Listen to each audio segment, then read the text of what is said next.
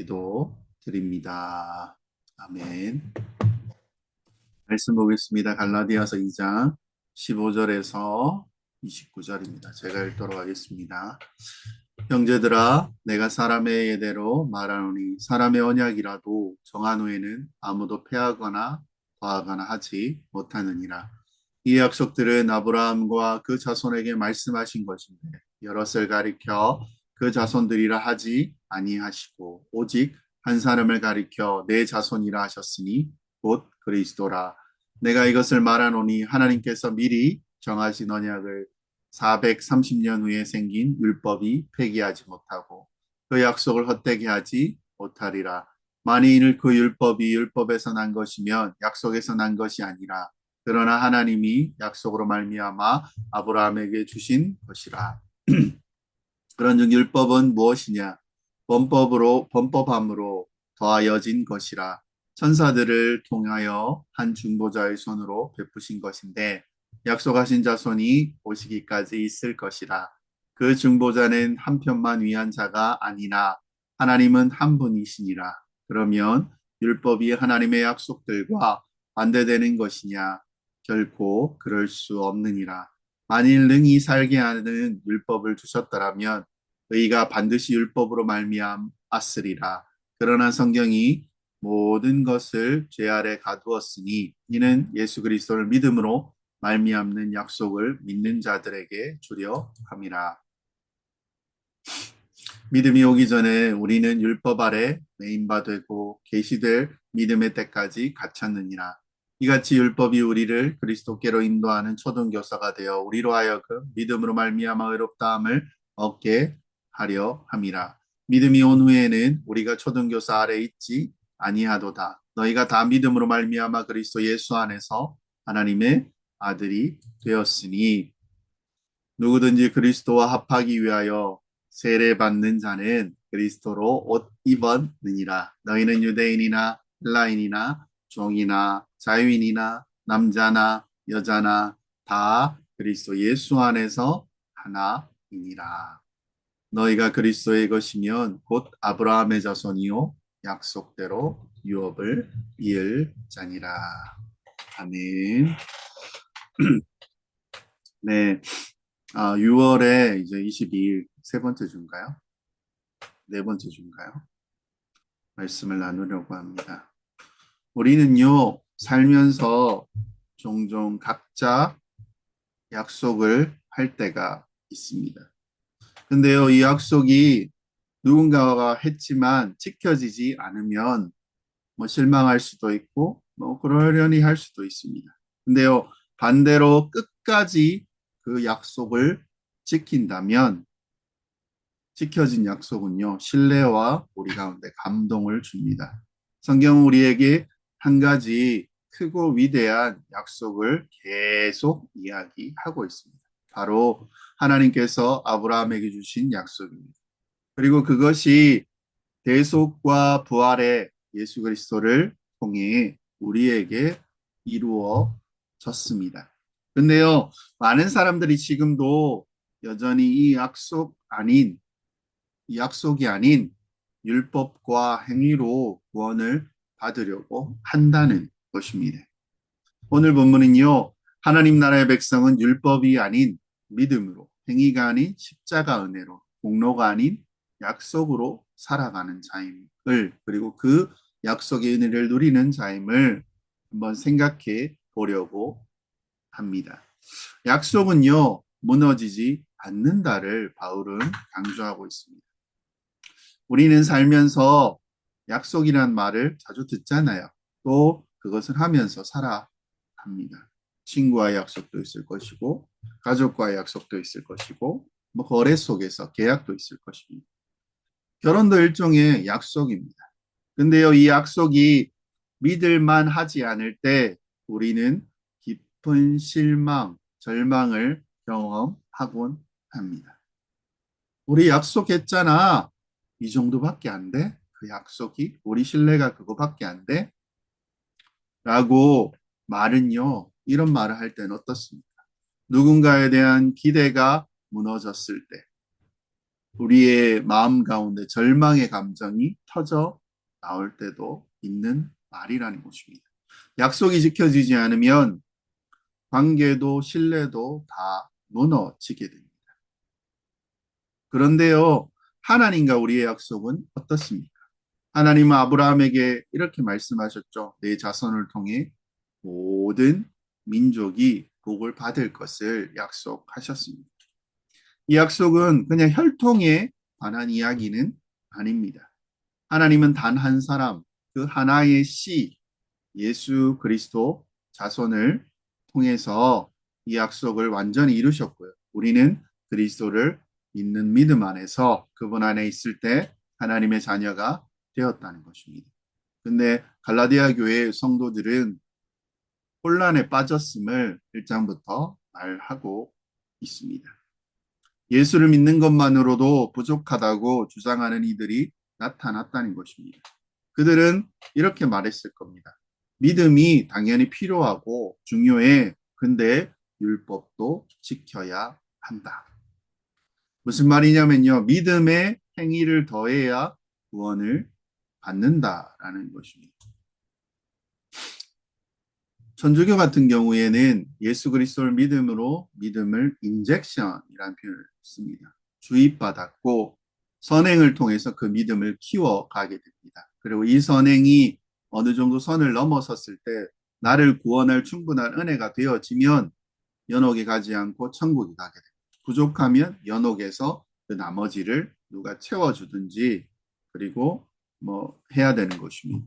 근데 그것을 넘어설 만큼 많은 선행을 베풀고 그것을 채워 나갔다면 그 사람은 성인이 되어진다라는 것입니다.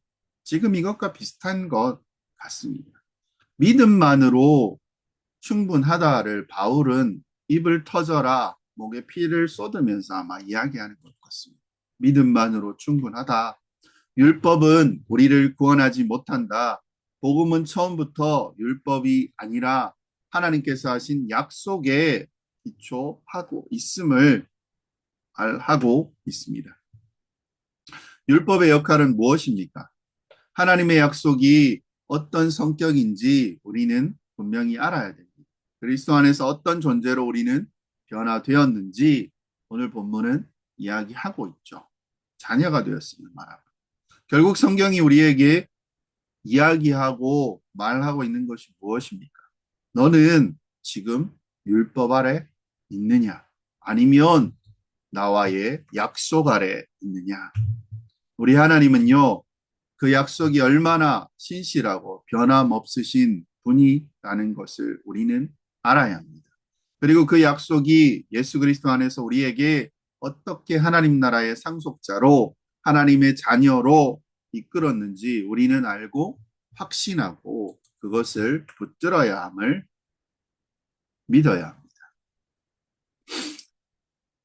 처음으로요, 하나님의 약속은 무너지지 않습니다. 결코라는 말을 넣고 싶습니다. 결코 무너지지 않습니다. 15절에 뭐라고 이야기합니까? 형제들아, 내가 사람의 예대로 말하노니 사람의 언약이라도 정한 후에는 아무도 패하거나 더하거나 하지 못하느니라. 이 표현은 무엇입니까? 지금부터 할 얘기는요, 일반적인 인간의 사회의 상식을 이야기한다는 것입니다. 사람들 사이에도요, 일단 정식적으로 맺어진 언약이나 계약은 함부로 폐기하거나 변경할 수 없다라는 것입니다. 하물며 온 우주의 주인이신 하나님께서 친히 맺으신 언약이 어찌 파기될 수 있냐라는 겁니다. 하나님 아브라함에게 내 자손이라고 이야기를 하죠. 16절에 보면 내 자손. 이 약속들은 아브라함과 그 자손에게 말씀하신 것인데 여럿을 가리켜 그 자손이라 하지 아니하고 오직 한 사람을 가리켜 내 자손 씨이라고 하셨으니 곧 그리스도라라고 이야기합니다. 내 자손 씨에게 약속했음을 말하고 있습니다. 바울은요, 이 씨를 들이라고 하지 않고 복수가 아니라 씨, 단수, 자손이라고 강조하고 있습니다. 이 약속은 단순히 아브라함의 혈통을 전제로 말하는 것이 의미하는 것이 아니라 예수 그리스도 한 분을 가리키는 것이라고 말하고 있다는 것입니다. 이것은 율법보다 먼저 주어진 복음의 약속입니다. 사람들은 말합니다. 율법은 하나님께서 모세를 통해서 주신 것이 아닌가요? 그렇다면 율법을 지켜야 하나님의 인정을 받을 수 있는 거 아닙니까? 근데요, 바울은 전혀 다른 관점을 제시합니다. 17절에 뭐라고 얘기합니까? 내가 이것을 말하노니 하나님께서 미리 정하신 언약을 430년 후에 생긴 율법이 폐기하지 못하고 그 약속을 헛되게 하지 못하리라. 하나님의 언약은요, 그 전에 아브라함과 맺은 언약은 율법보다 430년 먼저 주어졌다는 것입니다. 뭐냐면요, 율법은 하나님의 약속을 대체하거나 그것을 무효시킬 수 없다라는 것입니다. 바울이 중요한 복음의 원리를 선포하고 있습니다. 하나님은 율법이 아니라 약속으로 아브라함에게 은혜를 주신 것이다. 18절에 있죠. 만일 그 유업이 율법으로 난 것이면 약속에서 난 것이 아니라 그러나 하나님의 약속으로 말미암아 아브라함에게 주신 것이라. 약속으로 아브라함에게 은혜로 주셨다는 것입니다. 은혜를 주셨다는 것입니다. 율법은요, 조건부 약속입니다. 이거 지키면 복 줄게. 안 지키면 너 저주할 거야. 근데요, 하나님의 약속은 무조건적인 은혜로 주어졌다라는 것입니다. 하나님이 아브라함을 택하신 것은 그 아브라함이 의롭거나 능력이 있어서는 아니라는 겁니다. 하나님의 주권적인 선택과 자비로 오직 은혜로 약속하신 것입니다. 하나님이 결정하시고 하나님이 찍으신 거죠. 하나님 나라의 관점에서요, 이 약속은 그냥 아브라함 혼자만의 복을 넘어선다는 것입니다. 모든 민족이 복을 받게 될 하나님 나라의 꿈이 담겨진 약속이라는 것입니다. 예수 그리스도는 그 약속의 씨로 오셨습니다. 그리스도께서 십자가에 피 흘리심으로 모든 사람을 구원하는 하나님의 복의 통로가 되어 주셨다는 것입니다. 아브라함 후손이 아니어도 된다는 거죠. 피로 예수 그리스도 안에만 거하면 됩니다. 우리는 율법을 지킴으로써요, 더 내가 의롭게 보이거나 신앙의 기준을 행위로 두려 합니다. 근데요, 바울은 분명히 선언합니다. 우리는 율법이 아닌 오직 그리스도 안에서 주어진 약속으로 말미암아 의롭게 되었다. 그 약속은 그리스도의 십자가에서 완성되었음을 말하고 있다는 것입니다. 율법은 우리에게 무언가를 요구합니다. 지켜야 된다. 근데요, 십자가는 우리에게 무엇을 요구합니까? 대가가 없다는 것입니다. 그냥 주셨다는 겁니다. 율법은 지키지 않으면 정죄의 대상이 됩니다. 그리고요, 100년 동안 살지만 99년, 23시간 59분 동안 지켰지만 1분 만에 하나라도 어기게 되면 그 율법을 다 어긴 것이 되어 정죄를 받지만 십자가는 그저 용서하신다는 것입니다. 그래서 하나님의 약속은요, 인간의 행위나 조건에 따라 바뀌지 않는다. 그 약속은 하나의 자손, 씨인 한 명인 그리스도를 통해 우리에게 완전히 성취되었음을 말하고 있다라는 것입니다. 내 자손 씨라 하셨으니 하나님의 약속으로 말미암아 아브라함에게 주신 것이다. 그럼 율법의 역할은 무엇입니까? 죄를 깨닫게 하고요, 그리스도께로 인도하는 초등교사라는 표현을 쓰고 있습니다. 19절에 뭐라고 얘기합니까? 그런즉 율법은 무엇이냐? 범법함으로 더하여진 것이라. 천사들을 통하여 한 중보자의 손으로 베푸신 것인데 약속하신 자손이 오시기까지 있을 것이라. 율법이 뭐냐면요, 약속이라는 거예요. 약속으로 가게 하는 거라는 그 약속의 자손이 오기 전까지 필요한 것임을 이야기하고 있다는 거죠. 율법이 무엇냐라는 이 질문은 정말 중요한 질문입니다. 여기에 뭐가 포함되냐면요. 율법이 필요 없나요? 라는 또 물음이 생길 수 있습니다. 하나님이 율법을 주신 의도가 무엇입니까? 바울은 대답합니다. 율법은 범죄함으로 더하여 진 것이라. 율법은 인간의 죄 때문에 주어진 것임을 말합니다. 죄가 죄인지 모르는 인생에게 율법은 우리에게 자신이 어떤 자인지 돌아보라는 그 거울처럼 주어졌다라는 것입니다. 거울 앞에선 인간은 무엇입니까? 자신에게 얼굴에 뭔 때가 묻었던 뭐 문제가 있던 이것을 보게 되는 거죠. 율법은 우리에게 더러움과 할 수 없는 무력함을 발견하게 합니다. 율법의 역할은 무엇입니까? 나에 대한 적나라한 폭로와 그리고 우리에게 절망을 준다는 것입니다. 다르게 이야기하면요, 율법은 죄를 깨닫게 한다는 것입니다. 근데요, 스스로 그 죄를 해결하지 못합니다. 결론은 무엇입니까? 율법은 구원을 줄 수 없다는 겁니다.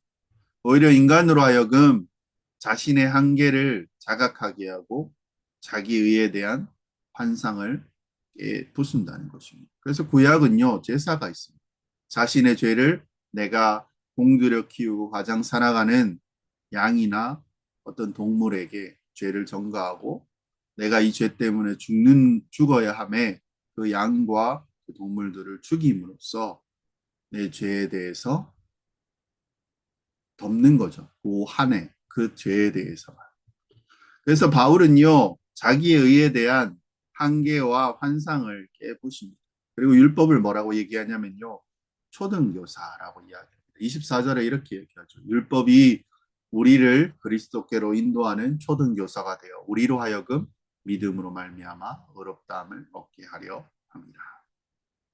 당시 아이들을 조금 쉽게 표현하자면요, 뭐 그냥 초등 학문이지만 조금 더 쉽게 이야기하면 학교에 데려다주는 사람 정도로 저는 이야기하겠습니다. 초등교사는요, 아이를 교육시키는 사람이 아니라 안전하게 어느 위치에, 목적지에 이끌어주는 중간 인도자라고 말할 수 있습니다.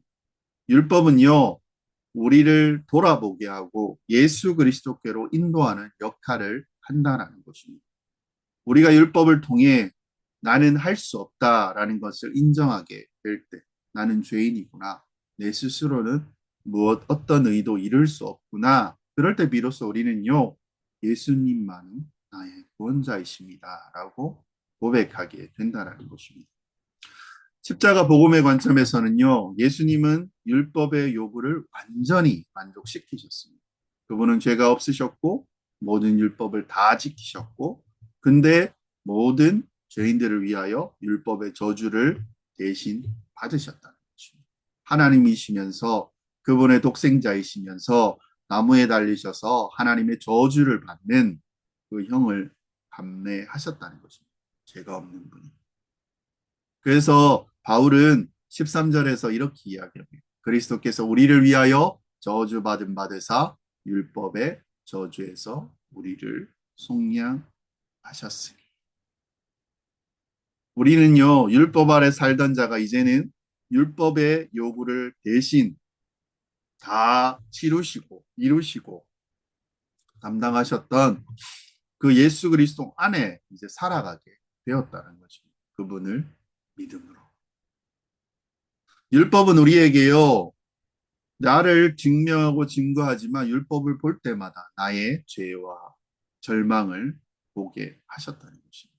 그리고 그 초등교사가 예수 그리스도로 우리를 이르게 하시는 수단이라는 것입니다. 붙들 대상은 아닙니다. 왜냐면요, 우리는 그걸 할 능력이 없습니다. 주님께서 다 이루신 것이죠. 하나님 나라의 관점으로 보면요, 하나님 나라는 율법의 중심의 나라가 아니라 정죄가 아니라 은혜라는 것입니다. 그리스도 안으로 우리로 온 우리는요, 정죄받을 자가 아니라 주님의 은혜를 누리는 자가 되었다는 것입니다. 그 나라 안에 그리스도 안은요, 믿음과 은혜, 사랑과 용서가 중심이 되는 나라입니다. 그리스도를 믿는 자는 25절에 믿음으로 온 후로는 우리가 초등교사 아래 있지 아니하도다. 율법 아래 있지 않대요. 이제는 정죄가 아니고 죄가 아니고 절망이 아니고 우리는 율법의 감시와 통제를 벗어났다라는 것입니다. 그리스도 안에서 성령의 인도하심으로 이제는 자유와 생명 가운데 살아가는 온전한 하나님의 백성이 되었음을 이야기합니다. 정리하면요. 율법은 죄를 깨닫게 하기 위한 거울이라는 것입니다. 우리로 하여금 십자가 앞에 나아가게 하는 초등 교사입니다. 그리스도 안으로 그냥 데려다 준다는 것입니다. 복음이 우리에게 왔고요. 우리는 율법 아래 이제는 머물 필요가 없음을 이야기하고 있습니다. 그리고 우리는 그리스도 안에서 하나된 하나님의 자녀로 살아가게 됩니다. 약속의 상속자죠. 바울은 복음이 이끄는 지금 현재 우리가 그리스도 안에 있는 그리고 최종 목적지 어디죠? 하나님 나라의 정체성에 대해서 그곳에 살아가는 자들에 대해서 명확히 선언하고 있습니다. 26절에 뭐라고 이야기합니까? 너희가 다 믿음으로 말미암아 그리스도 예수 안에서 하나님의 아들이 되었으니 자녀가 되었다는 거죠. 믿음으로 우리는 이제 하나님의 자녀가 되었음을 말합니다. 율법은 종이 되게 합니다. 지키려고, 못 지키려고. 그럼 나는 어떤 존재인가? 근데 복음은요, 자녀를 낳는다는 것입니다. 그리스도의 십자가로 이제는 더 이상 우리는 종속된 노예가 아닙니다. 하나님의 가족이고 그분의 아들이고 딸이고 상속자가 되었다라는 것입니다. 그걸 다른 표현으로 뭐라고 이야기하냐면요. 27절에 누구든지 그리스도와 합하기 위하여 침례인데 세례로 읽겠습니다. 세례를 받은 자는 그리스도로 옷 입었느니라. 이 말은요. 정체성이 변화되었음을 이야기합니다. 이전에는 죄인의 옷이었고 실패자의 옷이었고 율법 아래 종의 옷을 입고 살던 우리가 이제는 그리스도로 옷 입었음을 말하고 있다는 것입니다. 이 말은 무엇입니까? 내가 하나님 보시기에 독생자 아들 예수라는 것입니다. 그리스도로 입은 우리는 더 이상 나 스스로를 증명할 필요가 없습니다. 하나님은 이제 우리를 그리스도로 보신다는 것입니다. 그리고 우리를 뭐라고 표현하실까요? 사랑하는 내 아들아, 내 딸아. 그리스도 안에 우리는 딸은 아닌가요? 예수님이니까 아들이겠네요. 그리스도 안에서 우리는 차별을 넘은 하나가 되었습니다. 예수 그리스도. 그래서 우리는 표현할 때 뭐 사랑하는 지체 여러분, 그리스도의 지체된 자라는 것입니다. 한 몸 된 자죠. 이제는 단지 한 명의 개인이 아닌 영적의 신분을 이야기하는 것이 아닙니다. 이 변화가 차별이 아닙니다. 이제는요, 공동체가 만들어진 것입니다. 각자 나만 있는 개인주의 사회이지만 교회는 그리스도 한 몸 된 공동체를 이야기합니다. 그리고 이것은요, 차별이 없어야 합니다. 없는 곳입니다. 28절에 뭐라고 얘기합니까? 너희는 유대인이나 헬라인이나 종이나 자유인이나 남자나 여자나 그리스도 예수 안에 하나니라.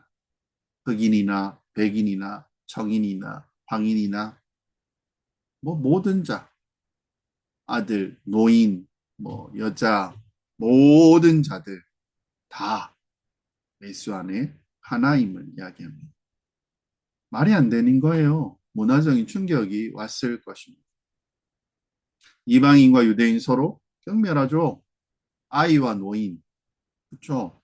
종과 자유인, 절대 같은 사회의 계층으로 묶이지 않습니다. 남자와 여자는 당연히 지위가 구별됐습니다. 근데 복음은요, 이 모든 인간이 만든 벽과 장벽을 다 무너뜨렸다라고 이야기합니다.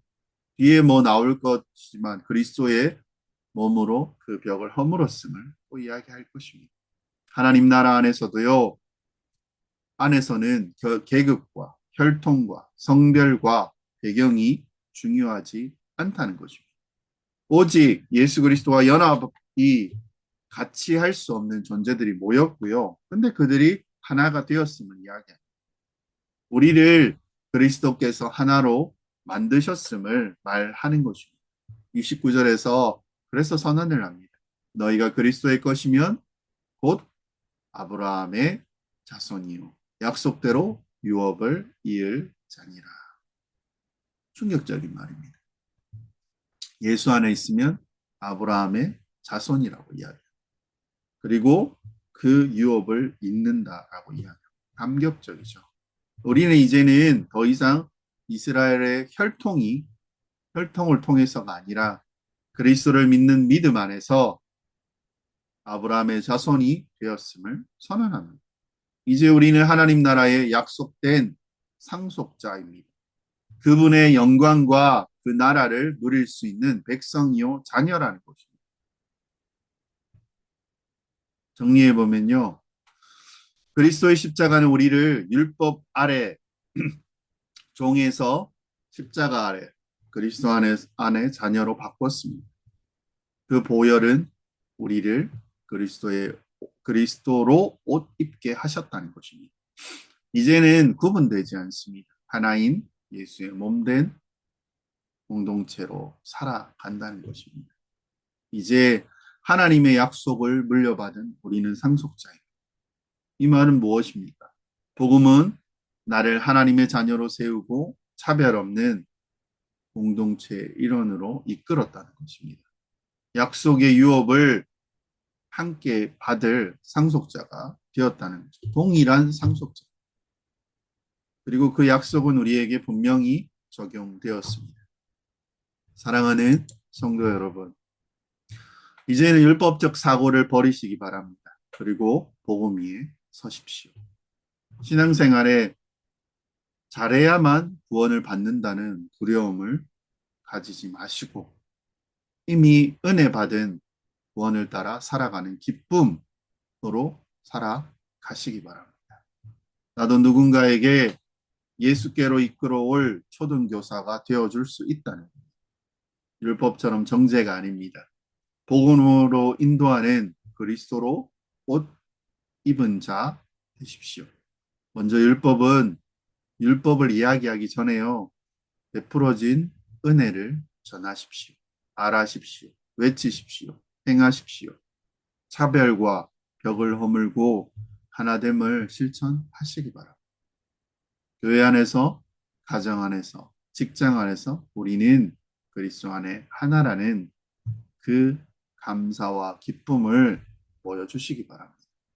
율법을 넘어 믿음으로 서 있는 하나님의 상속자 되시는 여러분 되십시오. 말씀을 통해 우리는 계속 확인해 나아가야 합니다.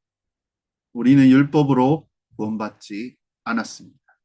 예수 그리스도를 믿는 믿음으로 하나님의 자녀가 되었습니다. 그분이 아브라함에게 주신 약속의 상속자가 예수 안에서 되었다는 것입니다. 하나님은 오래전부터 복음의 약속을 준비하셨습니다. 그리고 예수 그리스도를 통해 우리에게 그 복음을 성취하셨습니다. 율법은 잠시 우리를 가르쳤습니다. 준비시켰습니다. 그 역할을 했을 뿐입니다. 복음은요, 하나님의 본질이고 본심입니다. 영원한 계획입니다. 율법 아래 있을 때 우리는 죄의식과 비교함, 그리고 두려움과 수치로 살아가야 했습니다. 하지만 그리스도 안에서 우리는 종이 아닙니다. 우리는 아들입니다. 하나님의 나라의 상속을 받을 유업자, 상속자입니다. 우리는 자격을 따지는 종의 삶이 아닙니다. 하나님의 자녀 되었고요. 자유롭게 되어진 자유자이고요. 기쁘게 살아가는 그리스도인이라는 것입니다. 다시는 행위로 하나님 앞에 서려고 하지 마십시오. 이미 십자가로 우리는 충분한 사랑을 받았습니다. 그냥 그 진리 안에 머무르고 누리십시오. 그리고 복음을 가지고 세상의 은혜를 흘려보내는 복음의 통로로 역할을 감당하시기 바랍니다. 하나님의 백성으로 살아가십시오. 그리고 그 백성이 누리는 그 충만한 은혜를 그리고 자녀로서 누리는 그 복을 구하시고요. 그리스도로부터 날마다 공급되어지는 그 충만한 능력과 은혜를 누리시는 여러분이 되시기를, 그리스도로 옷 입은 자 되시기를, 하나님의 자녀가 되시기를, 그리고 오늘도 그 자리에서 그 충만함을 누리시기를 주의 이름으로 소망합니다.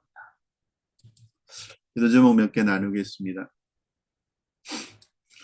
율법적인 그 사고를 하나님 벗어나게 하여 주십시오. 개인적인 기도인 것 같아요. 그리고 오직 십자가의 복음만 붙잡는 나 되게 하여 달라고, 자격 아닌 하나님의 은혜 안에 살아가는 자 되게 해달라고. 그리고 우리 공동체가 예수님의 지체된 자들이 사람으로 기준을 나누지 않게 하여 달라고. 복음 안에서 하나 된 다 동일한 그리고 함께 살아가는 공동체가 되게 하여 달라고 함께 기도했으면 좋겠습니다.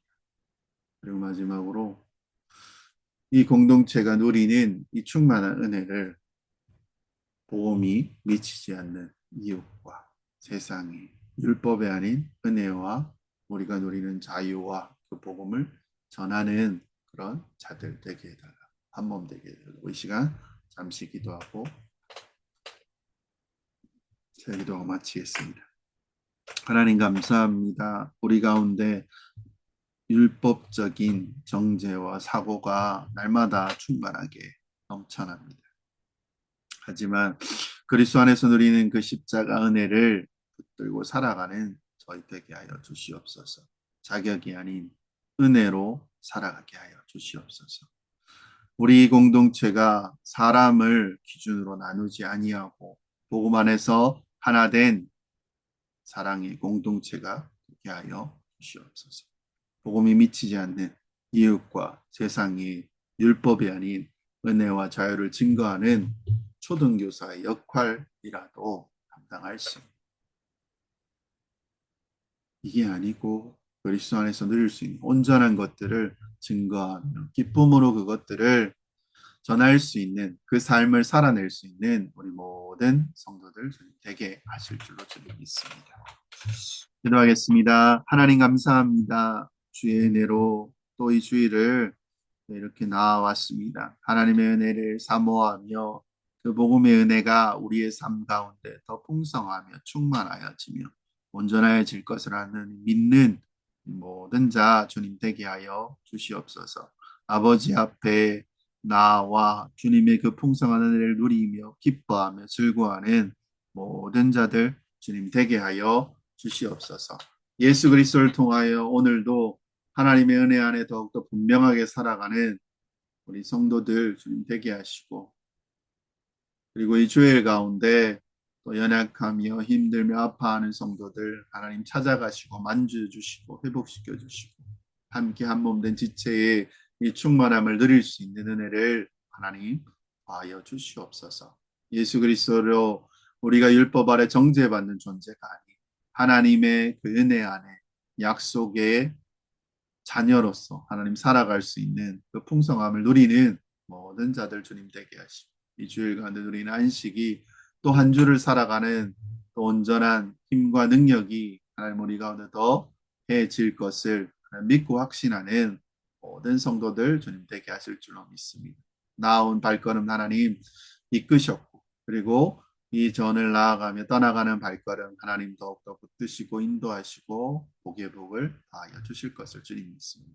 그리스도로 옷 입고 살아가는 자들이 예수로 행하게 하시고 예수로 말하게 하시고 예수로 살아가게 하실 것을 믿습니다. 저들 하나님 붙드시고 인도하시고 그리스도의 향기와 그리스도의 그 모습이 분명하게 드러나며 세상 가운데 이 그리스도로 살아가는 은혜의 삶이 더 풍성하여지며 복의 복이 더하여지는 그런 여정들이 되게 하실 줄로 믿습니다. 또 3일 가운데 또 만날 그 예배를 기대하며 주님 앞에 나아갑니다. 하나님 함께 동행하시고 은혜 더하여 주시옵소서. 감사드립니다. 우리 주 예수 그리스도 이름으로 기도합니다. 지금은 우리 주 예수 그리스도의 그 크신 은혜와 아버지 하나님의 그 사랑하심과 성령님의 감화 감동 교통하심, 이제 율법으로 살아가는 것이 아닌 그리스도의 십자가 은혜로 하나님의 자녀로 그리스도로 옷 입은 자로 살아가기로 다짐하는 주의 모든 백성들 머리 위에, 그리고 이 교회 위에, 그리고 이 세계 위에 이제로부터 영원까지 함께 있을지어다. 수고하셨습니다. 하나님의 은혜 가운데 풍성함을 누리는 주일 되시고 한 주 되시기를